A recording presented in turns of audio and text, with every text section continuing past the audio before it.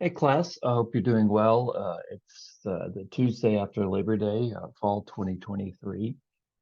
I guess it's cooled off slightly. I don't know. Anyway, hope you had a good weekend.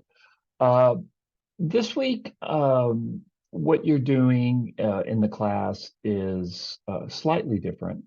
Um, I have the module week three in front of me. If you're in front of a screen, you have a podcast lecture um, like you usually do.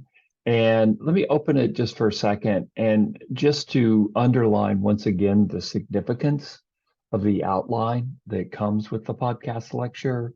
Um, Listen to the lecture if you can uh, with the outline in front of you, or take a look at the outline, or look at the outline after you've listened to the podcast. Uh, as I've said before, I feel confident that I can test you, or I feel okay about testing you about anything that's on the outline, especially the kind of detailed stuff that usually drives people crazy, which we refer to as names and dates. Anything that I think you need to know, I'll put that down on the outline. So there are some details you need to know, and there's some sequences you need to know. History happens in a certain order. The Vaca didn't wash ashore in Texas in 1968. He washed ashore in Texas in the 1520s, and that makes a big deal. And also, history is kind of it's kind of like dominoes. Um, uh, One thing happens, which leads to another thing happening, which leads to another thing happening. And is this really that different from your life? If you think about your life, isn't that the kind of the way your life is, or everyone's life?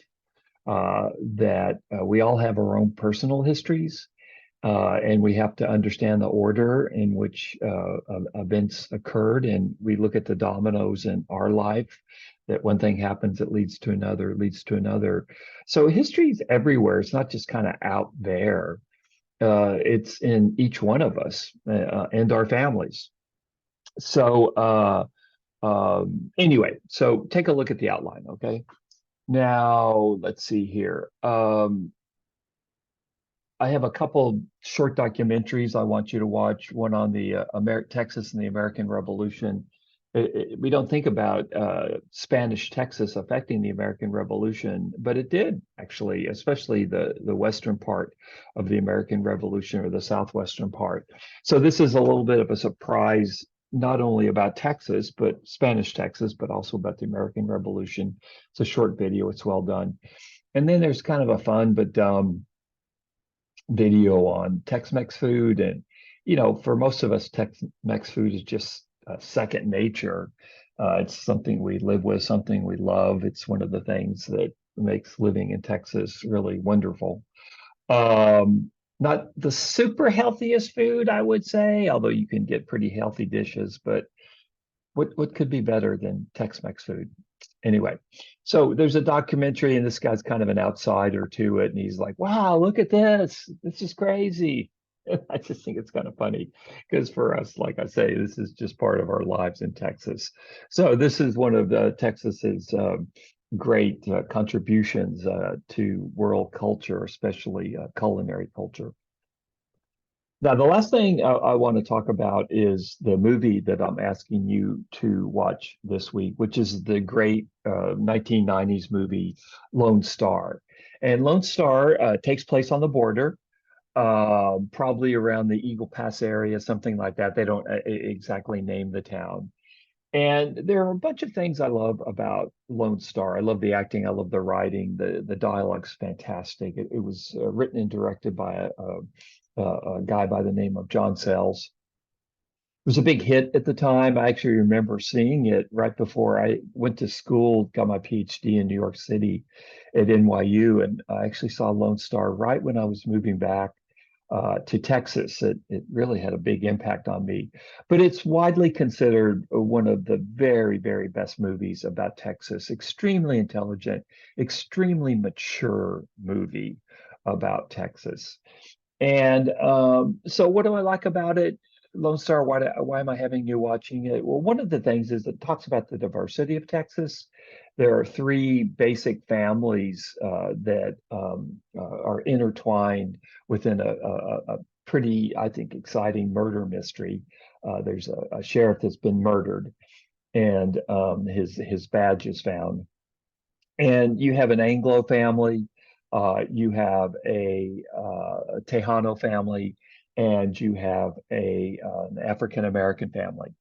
So this is one of the secrets, I think, to Texas and Texas history, the diversity of Texas. And of course, in 2023, Texas is much more than Anglo, Mexican American, and African American. You know, a lot of a significant Asian population in Texas, especially in the Houston area, but really all over the state. A lot of folks from South Asia, India, Pakistan. So the diversity of Texas in 2023, it's global. But historically, especially in the period that we're looking at, the diversity of Texas is Mexican American, Anglo American, and African American. So I like that. I like the family structure, but it's also really about different cultures, and that US culture and Texas culture always consists of many cultures that have different conflicting identities and different conflicting agendas. One of my favorite scenes in the movie early on is some parents meeting in a classroom, and they're talking about how to discuss the Alamo. And of course, this movie is almost 30 years old now, or maybe actually, yeah, around 30 years old. And these questions about how to teach Texas history are more intense in 2023 than they even were in the 1990s. They certainly haven't gone away. And so that's kind of an open question: is who gets to write history? How is history written? What is remembered? What is forgotten? Um, uh, how can the past shape us? Should we look into the past? There's a line in the movie, you got to be careful where you're poking, is in the movie. And so it's really a movie or a meditation on history and culture, uh, which you could probably have filmed this movie almost anywhere, but it happens to take place within the context of Borderlands, Texas. Um, and so that's why I'm having you watch it. It asks really profound and significant questions, not only about Texas and ethnic identity, ethnic conflict, but also, what do we remember? What do we forget when it comes to the past? Uh, what's the significance of remembering? Should we poke around in the past? Will we get bit if we do? Um, and it's also tied up into a nice little mystery. Who killed the sheriff, the evil sheriff?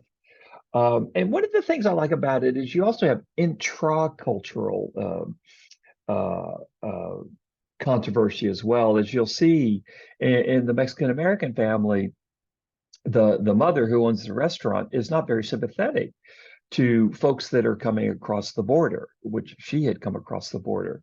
So it's a it the dad, the African American dad, who's an army colonel, he's quite culturally conservative. So Sales like kind of looks beyond the basic kind of stereotypes of ethnicity that we often get in the media, and he digs a little deeper, which I really like a lot. It's a much more sophisticated way of looking not at cultures, and at conflicts within cultures as well, and within ethnicities.